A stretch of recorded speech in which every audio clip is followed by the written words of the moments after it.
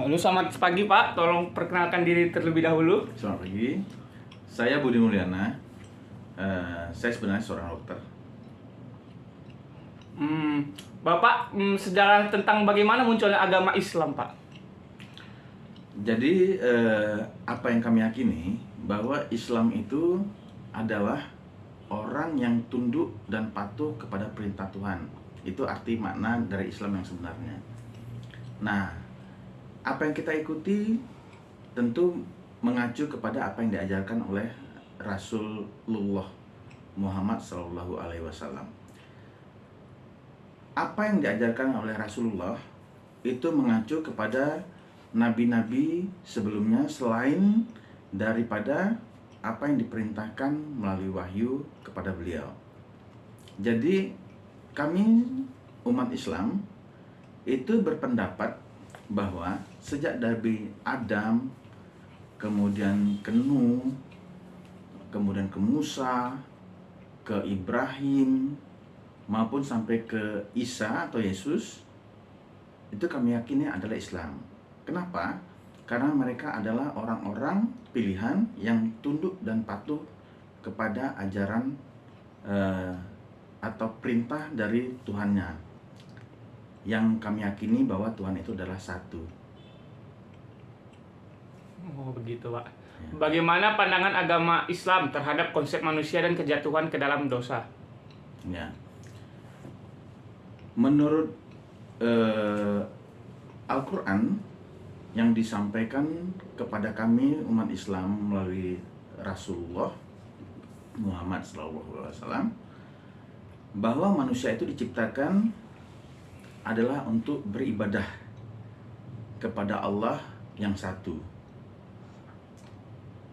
Jadi diciptakan binatang, diciptakan tumbuhan, diciptakan kesedihan, diciptakan kesenangan, adalah respon kita bagaimana kita bisa bersikap atau ujian yang diberikan kepada kita dan bagaimana kita menanggulangi ujian itu hingga kita sukses.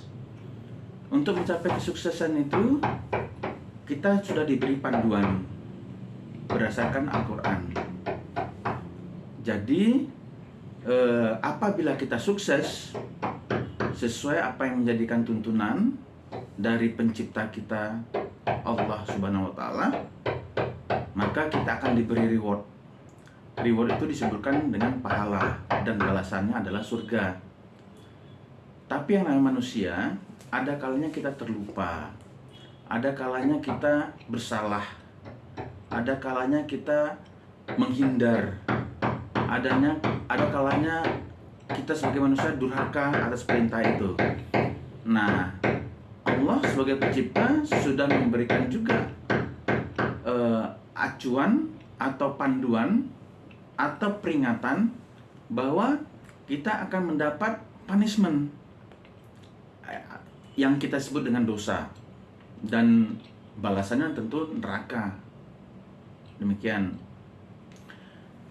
Hanya saja karena Allah yang kami yakini adalah Maha Pengasih dan Maha Penyayang, atau selalu kalau kami mau beribadah selalu kami mengucapkan Bismillahirrahmanirrahim, yang artinya dengan nama Allah yang Maha Pengasih dan Maha Penyayang. Apabila kita sudah menyadari tentang dosa kita, maka kita harus bertobat. Tobat artinya mengakui kesalahan dan berjanji tidak melakukan pengulangan lagi atas kesalahan yang kita perbuat.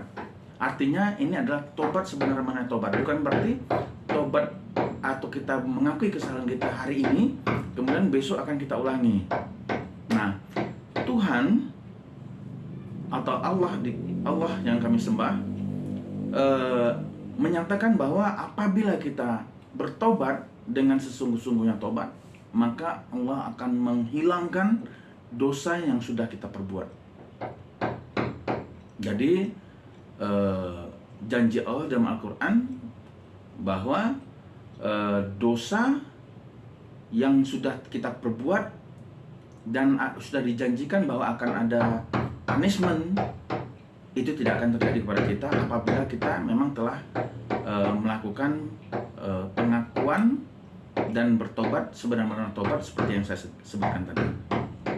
Jadi tidak ada perlu pengorbanan apapun. Seterusnya Pak, saya ingin bertanya, bagaimana akibat dosa dalam agama Islam Pak?